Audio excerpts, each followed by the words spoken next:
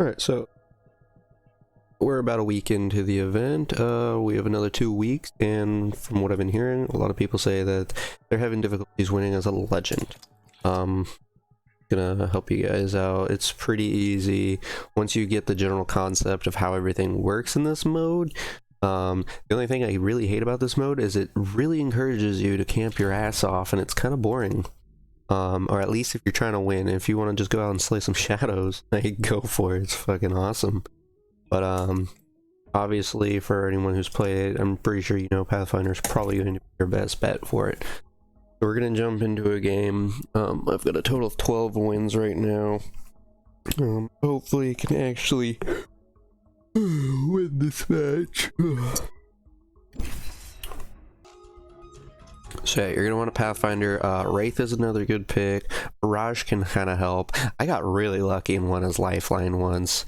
But I'm just gonna give you guys a general layout of how this works and what you're really looking for while you're doing this.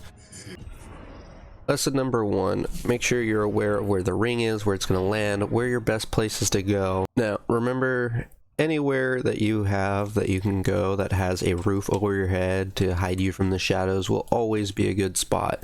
Whether it's in a building or a cave system, keep yourself out of the moon. And remember, the moon is brilliant, but it's also evil. It's what's going to get you spotted by every shadow in the air.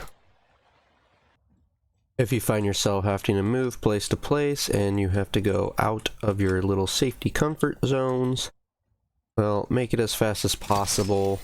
Do whatever you can to get yourself between any walls you can.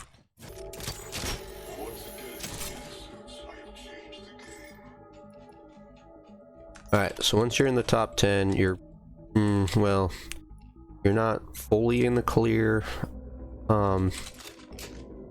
It's just... Okay, so it's in runoff. This is a really bad zone. We have a lot of buildings, and it's good, but they're all going to be kind of skydiving in the same place, and when you get spotted once, you're kind of screwed. So just move building to building. There's not going to be much cover. Check your maps. Make sure that everywhere you're looking, you have something that you can take cover behind. Now you have, like, if you have to do what I'm doing right now, there's a few spots here where you can take cover, but it's not that great. Do whatever you can to get from place to place as quickly as possible. Oh, yep. Exhibit A. Oh, use whatever you can. If you're forced to kill, that little red skull is going to tell every shadow where a survivor is. So unless you're like grouped up, I don't advise engaging. Once you're about 10 seconds, you're going to be wanting to make sure that you're really close and you know exactly where that ship is going to land. You're going to get yourself ready. As a lot of you know, I advise attaching yourself to the ship, but if you can't, if something's blocking it, at least get yourself above it. That way, you know, you're not getting yourself a little trapped.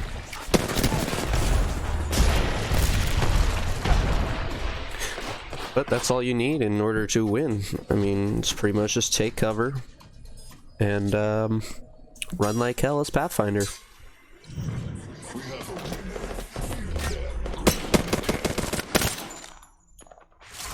Hopefully this tutorial helps you guys get more escapes, because 25 is quite a lot, and until you actually get the basics and the mechanics down, it's going to be difficult.